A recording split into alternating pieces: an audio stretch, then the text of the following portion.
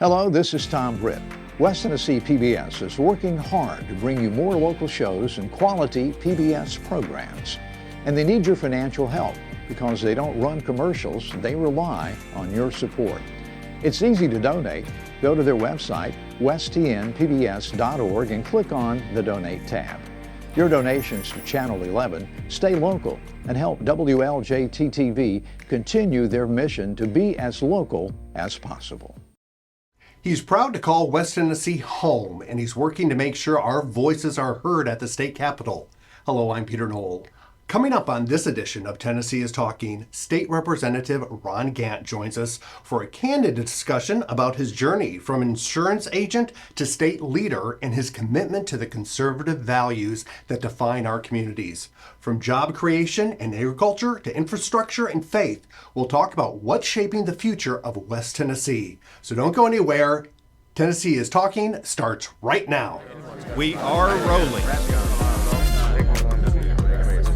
Confirm record. Can we get a mic check? Check, check.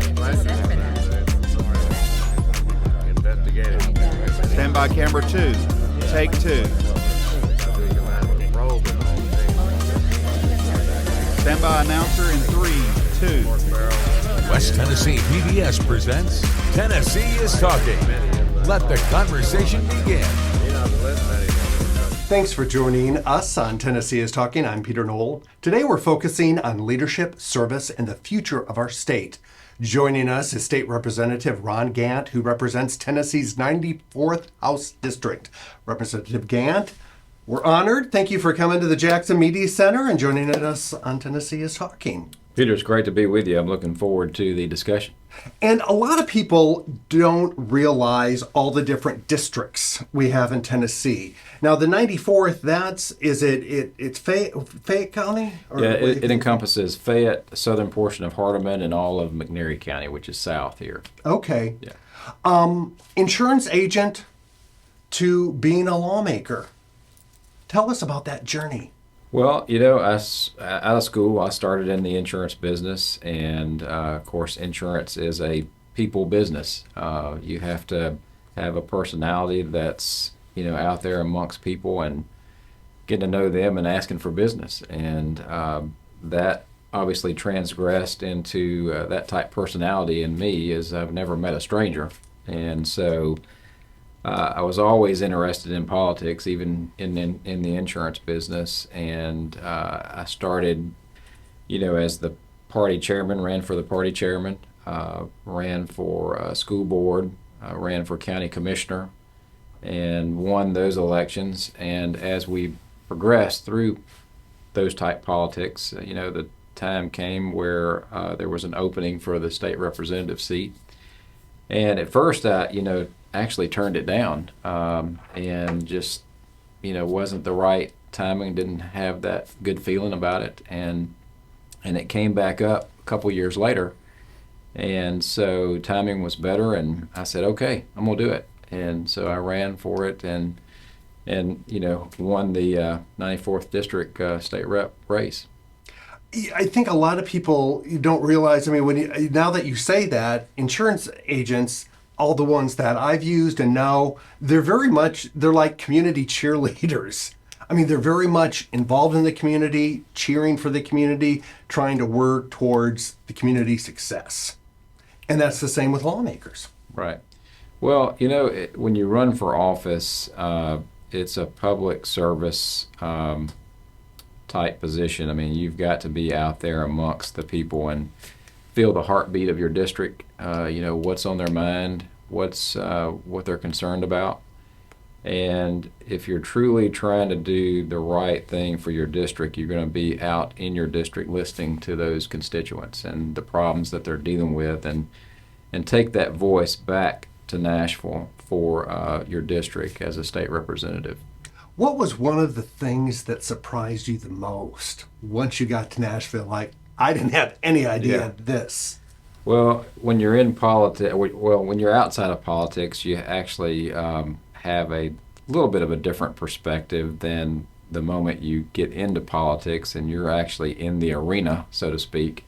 You kind of see actually how things actually work, and like how a budget is put together, how we fund all the different programs across our state, the different departments, whether it be Department of Agriculture or our Economic and Community Development department. So that was really eye-opening to me as you go through that process, because as a legislator, there's so many integral parts to a piece of legislation before it actually becomes law. And so there's committee process, there's, and every piece of legislation, you have to have a representative and a senator to represent and pass that legislation. And hopefully it goes to each chamber and passes, and then goes to the governor for signature. But it's just, there's a lot to it, more so than I knew before I got into being a state representative. And you always hear these stories of politicians that come from the people, they get to Nashville or the Capitol, and they sort of forget where they came from. But your family and faith have sort of been central and are never forgotten for you. And it's really a sacrifice, because when you're in Nashville, you're away from your family, you're away from your church family too, but that stays at the focus of you and of what you represent. Tell us about that. Well, you have to strike the right balance. Obviously, as a state representative, a public official, there's a lot of people in your district and even outside of your district that want you to come be part of an event or speak at an event or just be present, at something. And you have to balance your time between, family and your district and strike that right balance. And everybody, I think, understands from our perspective, we are a part-time legislature. As you mentioned, I'm still an insurance agent. That's my day job. That's what pays the bills. And being a part-time legislator, gives us an opportunity to serve part-time in our legislature. And so, and that's how it was set up originally. Right.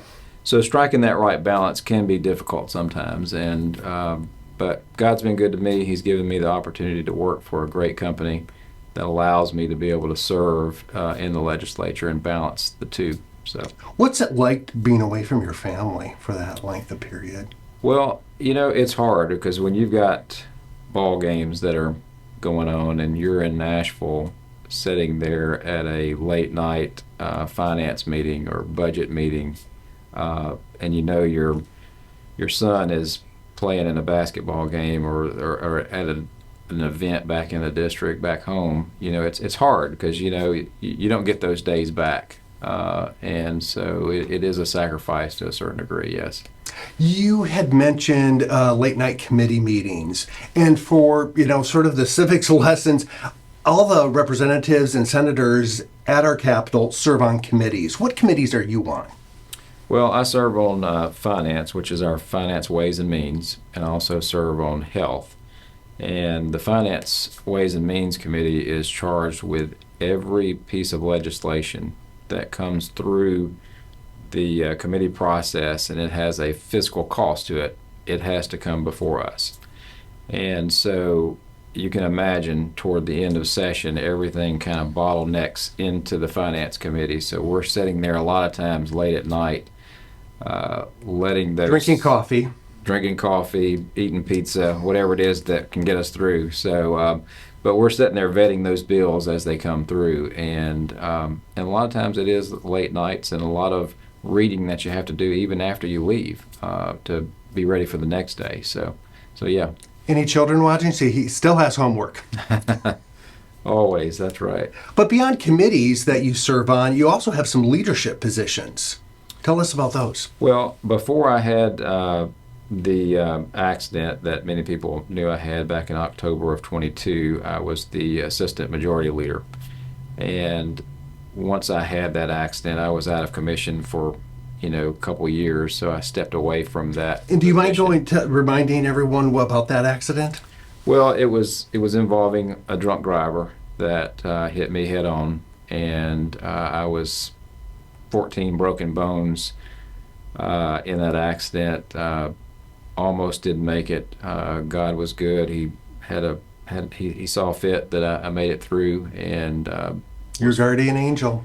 absolutely was flown to Regional 1. They took great care of me, and 2 years later, here I am. But I started out, I couldn't feed myself. I couldn't use any of my limbs, and from that point to a lot of physical therapy and to what you see here today is by God's grace, I'm sitting here with you. How has that experience impacted the work you do in Nashville? Well, it makes me focus on the things that are really important, not just in Nashville, but in life in general. You see so much of the vitriol that plays out across our country and our state and our local politics, and it's disheartening when you really look at things that matter most in life, and you see the vitriol that takes place before us every day, and it's disheartening in a way, because I want to do what's best for Tennesseans as a whole. I don't care if you're Democrat or Republican.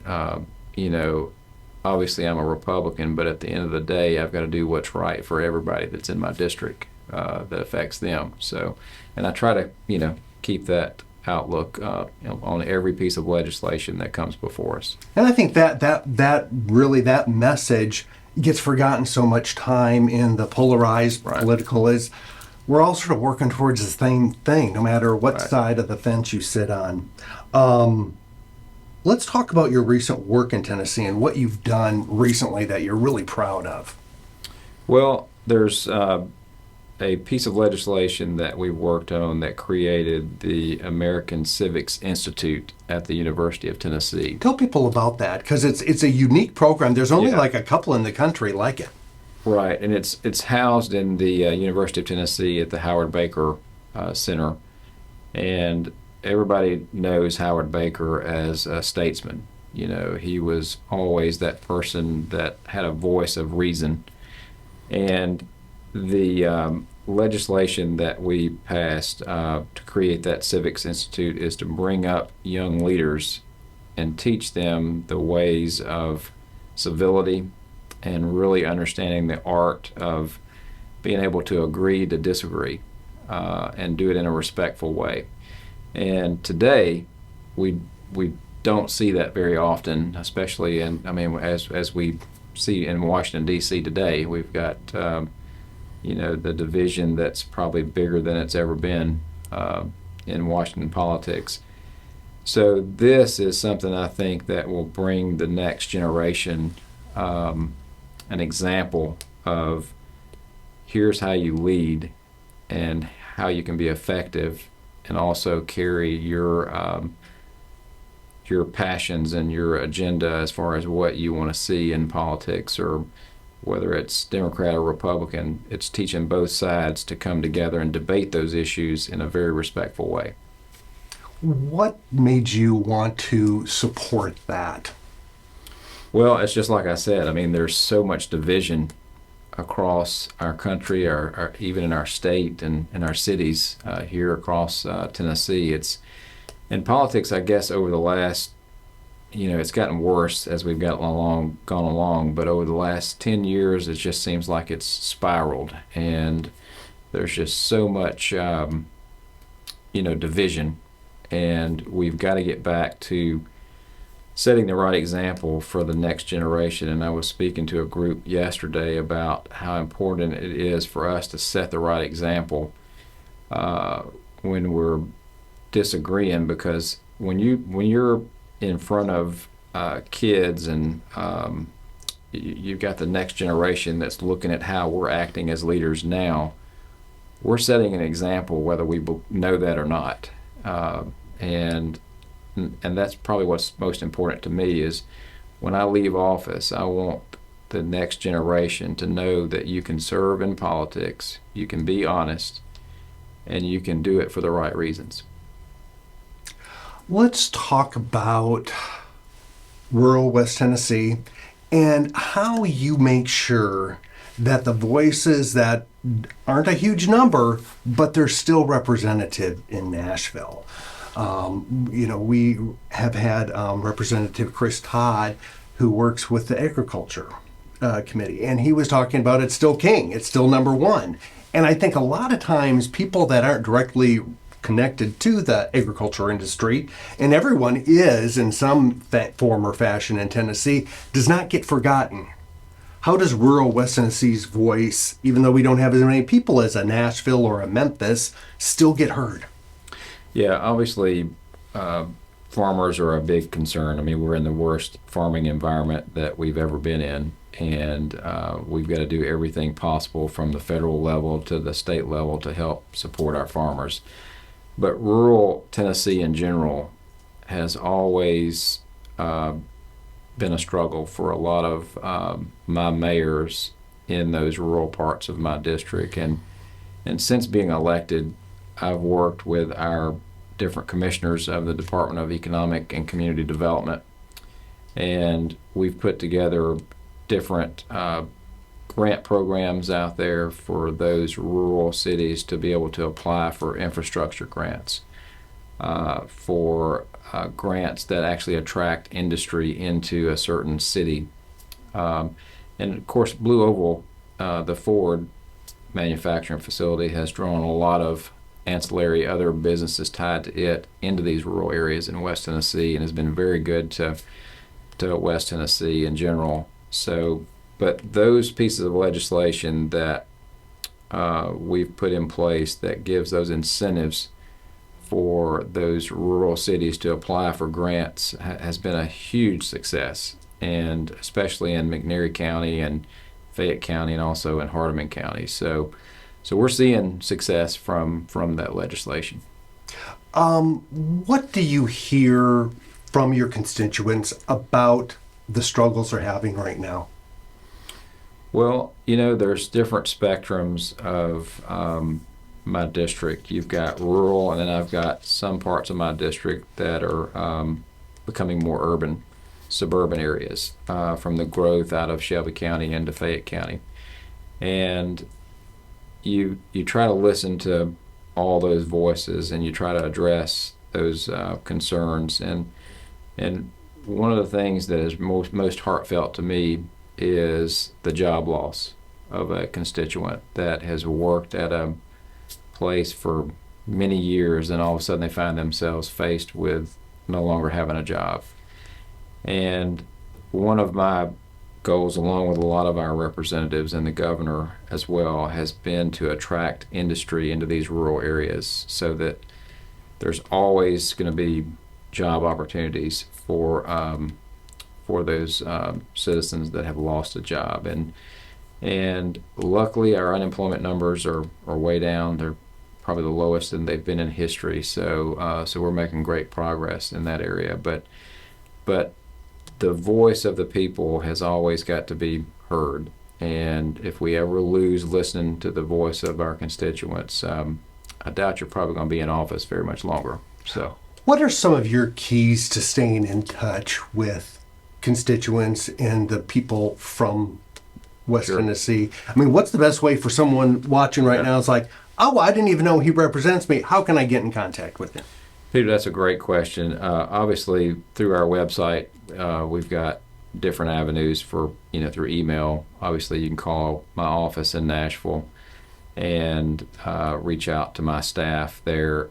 But probably the biggest way that I try to stay in touch is I make sure I'm back in my district, listening to the constituents and going to different events. Like the other night, I was in Selmer at the county commission meeting.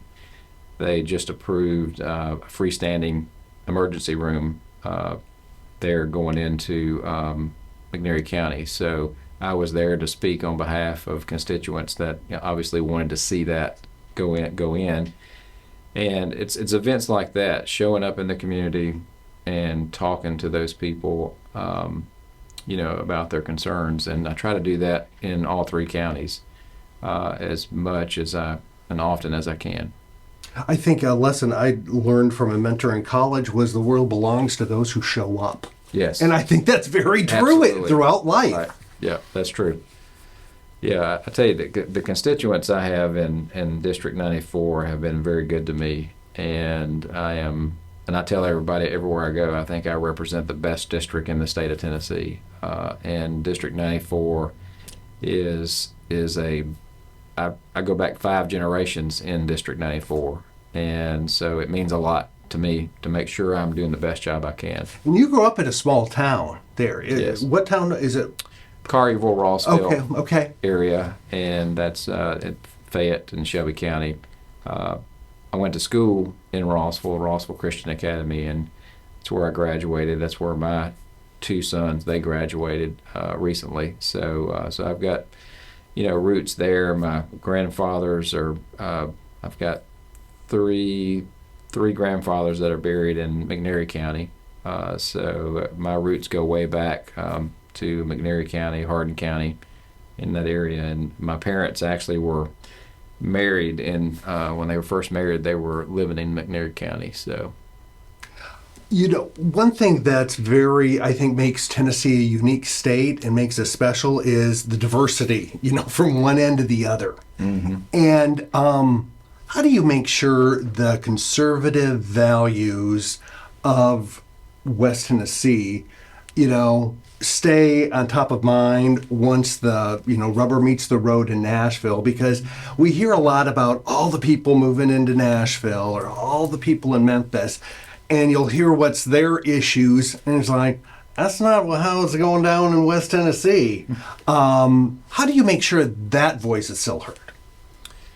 Yeah, I mean, that's going to be a challenge as we go forward with as much diverse population that's coming into Tennessee with all of the industry that we're attracting. Obviously, the population is changing, but our message should never change. Of at least what I represent and what I stand for will never change. And I try not to be so dogmatic that I leave people out of a conversation, because a lot of people can have the wrong idea about a certain issue, and as you talk to them and you spell out the facts of a certain issue, sometimes you'd be surprised. They said, I didn't really realize it was that way. And so sometimes we're able to, persuade people and help them understand that it's really not a Republican or Democrat issue. It's a Tennessee issue. And no matter what you are, this is something that would be good for our state. And so that's the kind of dialogue that I try to, create. But yeah. How does Tennessee, I've met so many people that have moved here from out of state, from California, East Coast, Washington, they almost see Tennessee as this promised land. I mean, the no state income tax helps, but I think more than that, it's the quality of life. And, that's why I have fallen in love with Tennessee. Right. But how do we not lose that with this influx of all these new people? Well, I think the philosophy that I've always tried to put forward is the less government interference in your life, the better off you are.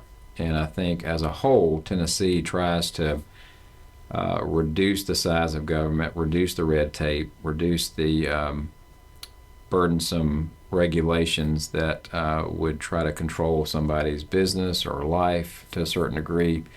So overall, I think that's what's really attracting people to Tennessee. Is it's not just the corporate manufacturing, it's the side of that Tennessee is just a business-friendly state. It's less government intrusion into starting a business or running a business, and just having a family here in Tennessee. What keeps you up at night? Well, I think that's a good question. There's a lot of things that keep me up at night, but I tell you, my heart really goes out for our country, and I just wish people could figure out how to become like Ronald Reagan used to be with Tip O'Neill. And some people are not going to understand when I say those names because they're young, but Ronald Reagan. Google them. If you're too young, Google them. Ronald Reagan and Tip O'Neill, they were a Republican Democrat, but they actually worked together to get things done back in the 80s. And that didn't mean they didn't spar and debate the issue, but at the end of the day, they were friends. And sometimes President Reagan would win, sometimes Tip O'Neill would win. But at the end of the day, the American people won because they worked together. And it's sad to say that we do not have that today. And we've got to return to that. And that goes back to the American civics legislation that I passed, and hopefully we'll see that again one day. And you go back to Nashville in January, correct? The next and it's January through April, May, sort of when stuff gets done? It usually runs, we get started about the middle of January, and it runs to the end of April. And we go through the budget process, all the committee process, and there's a lot that goes on. And if anybody wants to actually come up there and see the process, they're more than welcome to reach out to my office. And I have a lot of people that come up and shadow me. They'll follow me into committee and kind of see behind the scenes what I do as a legislator. So we welcome that. And I know other legislators do as well. So if you want, and you can watch it all here on Channel 11. Yes, we heard the legislative session as a civics lesson as well. What are the top 2 or 3 things that you think are going to be on the agenda for the upcoming session? Well, there's going to be a lot of different topics that are going to be up for debate and discussion. And one of the things that I'm passionate about is the protection of our kids and teachers in our schools.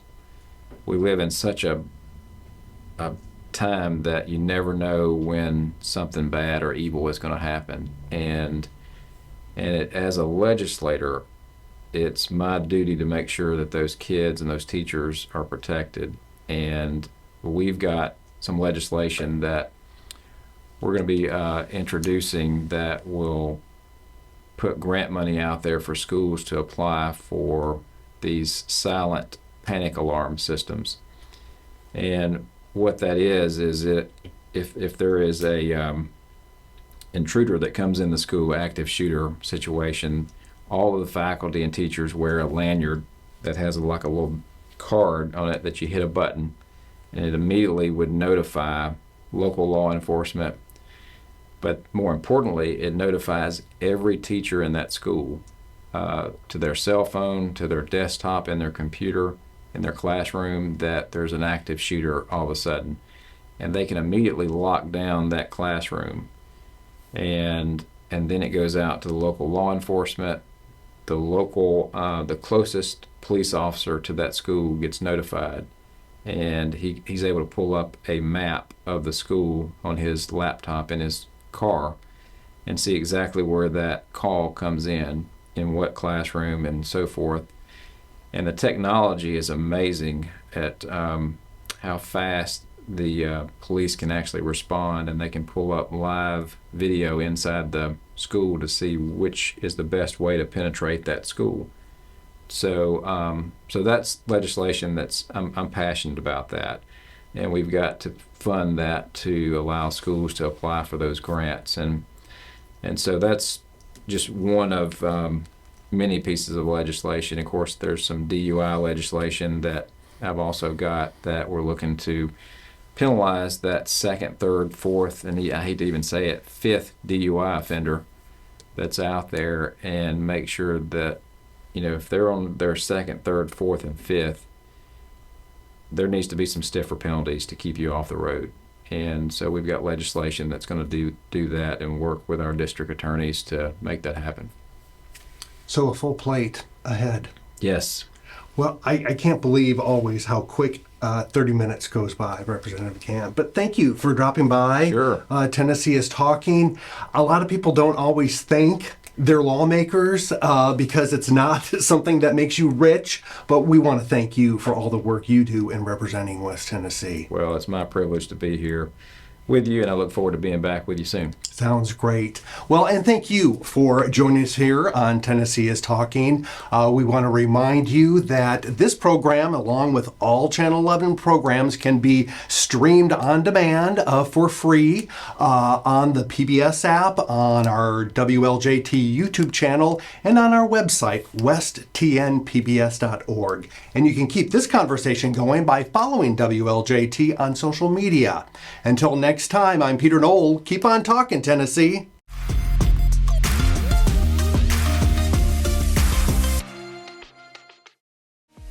Do you have a topic you'd like to see discussed on a future episode of Tennessee is Talking?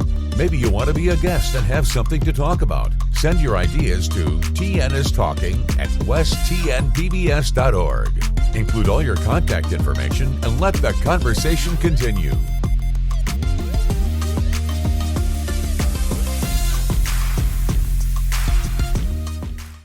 Hello, it's Peter Knoll, Channel 11 General Manager and CEO, along with Steve Beverly, and we are coming to you to ask for your support. Channel 11 does not air commercials. We rely on you, our viewers, for your financial support. And if you like shows like Tennessee is Talking that talk locally about topics, issues that are important to you at home. and it's a 30-minute show that is one topic. We're not about a 90-second story or a quick soundbite. We like to let things breathe. And that's what Tennessee is Talking is all about. And if you like Tennessee is Talking, we have a number of items here for you. We have got this folder in the satchel that has a place with a pen holder on it, and we have the tote bag that is something you can carry around some key things with you. And the Tennessee is Talking cap. Donate now, and one of these thank you gifts can be yours. westtnpbs.org.